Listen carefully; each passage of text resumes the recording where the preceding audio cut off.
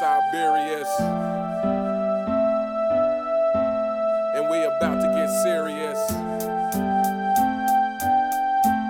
It's the real Siberius, making fanboys furious. Hello, YouTube, and welcome to The Real Siberius. On this episode, I want to talk about the 76ers hype train is already in motion. Shout out to Paul at the basketball show where I saw this first. I've included a link to his video in the description below, so make sure and go and check it out. There is a clip of the 76ers practicing that's been going around social media. I'm going to spare you because it literally felt like a live action narrative. So I have a clip here of Rich Paul and Max Kellerman discussing the clip. They just can't help themselves. They just have to glaze mediocrity constantly. So let's check out this clip and then let's talk about it. Like you said, if I'm a fan, if my team is showing that type of camaraderie, then I am excited about that. Guys are eager to get in the gym together. And I was there, and it wasn't just like a workout. It's really more so, and you can see this on social media.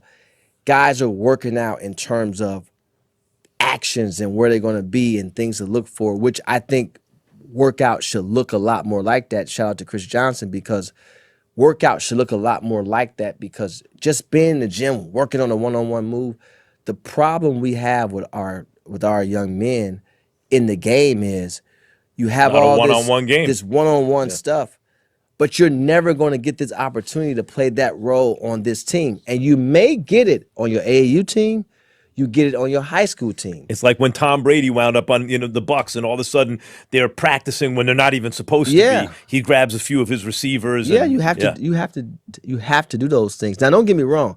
You should just play basketball. You should do a little working out, but then you should, one-on-one individual stuff.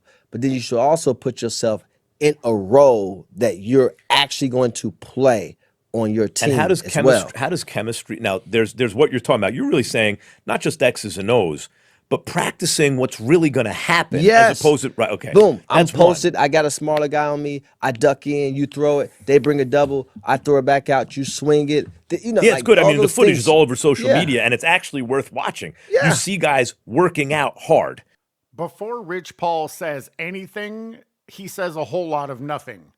Why does it take you 3 attempts to say what you want to say? This is the behavior of someone that loves the sound of their own voice. He isn't trying to say anything. He's just talking. Collect your thoughts, form a cogent, coherent idea, and then articulate it. If I'm a 6, if I'm a fan, if my team, get to the fucking point. And why the fuck can't you enunciate? It's not if I'm a. It's if I am a. It's not 2 words, it's 4 words. You aren't saving time, you're looking stupid. He then tries to break down the chemistry the team has and how they are excited to get into the gym. They are working on actions, whatever the fuck that means, and where they're going to be and how workouts should look more like that. You can't just be in the gym working on one-on-one moves. You mean like AAU exclusively teaches? Like LeBron only trains?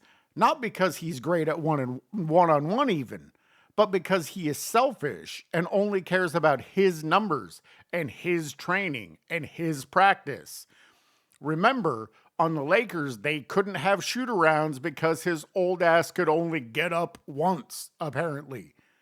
This is where it gets hilarious to me. He starts talking about you should practice the role you're going to play on the court, which I agree with. However, in positionless basketball, how the fuck are they supposed to do that? In the list system, everyone's job is to cover LeBron's complete lack of defense. Let him get all of the rebounds. When he passes you the ball, create your own shot, often with several moves so he can get an assist, and then stand on the perimeter so he can pass you the ball so you can take a 3-point shot. And often that will happen because he's too chicken shit to go to the paint if there's anyone even close to it. Forget any skill set you may have. Forget any bag you may have. Your usefulness will be boiled down to shooting threes. Don't worry if you aren't a 3-point shooter.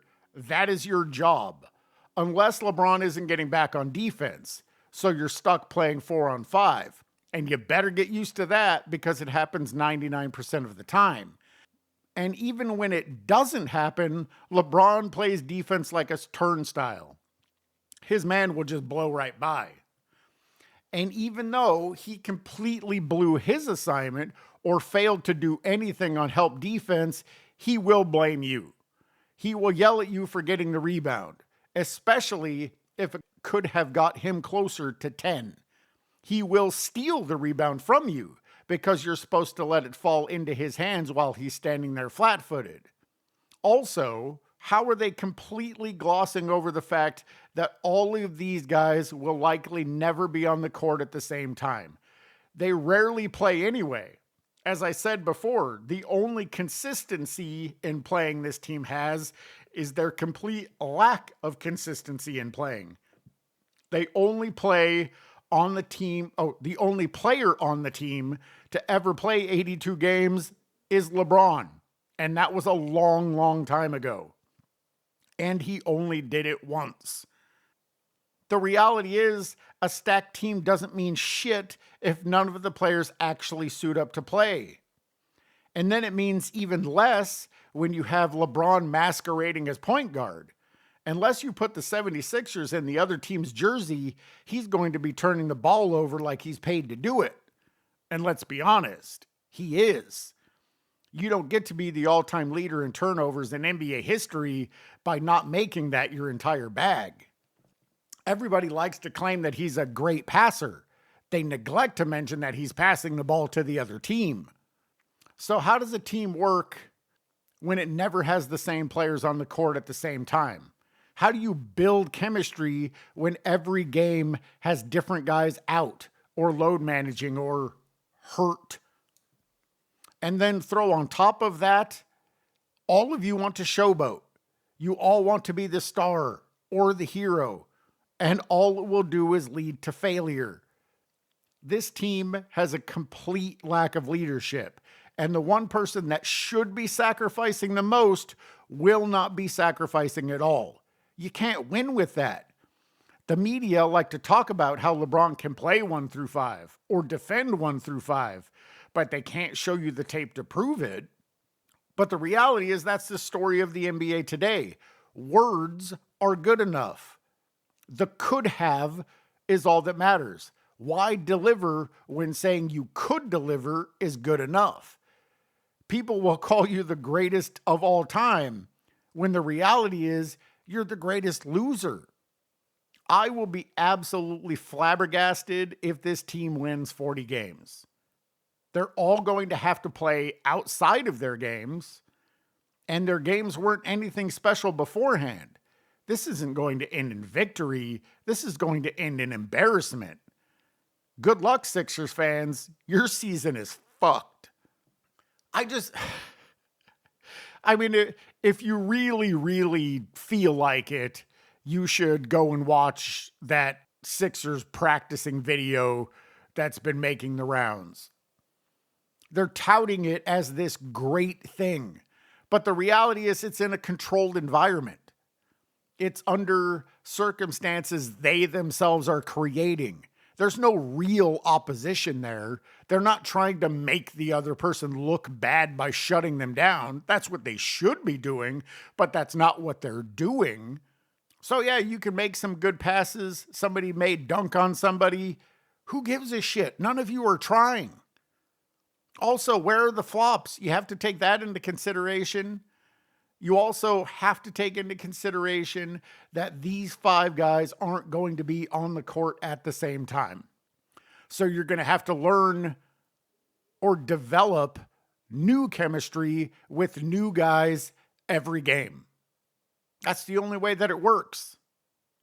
The other part of this video that just made me fucking laugh is when Rich Paul brought up camaraderie. I don't think he knows what that word means. Camaraderie is formed or established with friendship, loyalty, and trust. 3 things that LeBron is completely fucking unfamiliar with. At the first opportunity or at the first sign of adversity, he will burn every motherfucker on this team. Doesn't matter that they're all clutch. Doesn't matter that they're all paid more than him. At the first chance that he gets, or if he himself starts to get blamed, he will throw every one of these motherfuckers under the bus, showing a complete lack of friendship, trust, or loyalty. It's like when Max Kellerman called him magnanimous. Again, you don't know what that fucking word means. These words don't describe LeBron. They're the antithesis of LeBron. They're the fucking opposite. They're words that you use to describe what he isn't, not what he is. It's just crazy. I don't know how you can't even call it journalism. It's a fucking podcast. It would be like calling myself a journalist. I'm not a journalist. I'm some asshole with a microphone, which I suppose is a double-edged sword. I hate the fact that any asshole with a microphone and an internet connection can build themselves a soapbox to stand on, because I don't think everyone should have the ability to have a soapbox. But without this ability, I wouldn't have a soapbox to stand on. So I suppose it's like freedom of speech. I may not always like what people say, but I defend their right to be able to say it. Anyway, that's the end of the video. If you made it to the end, I certainly appreciate it. As always, I do want to give a shout out to the content creators that continue to inspire me to do this.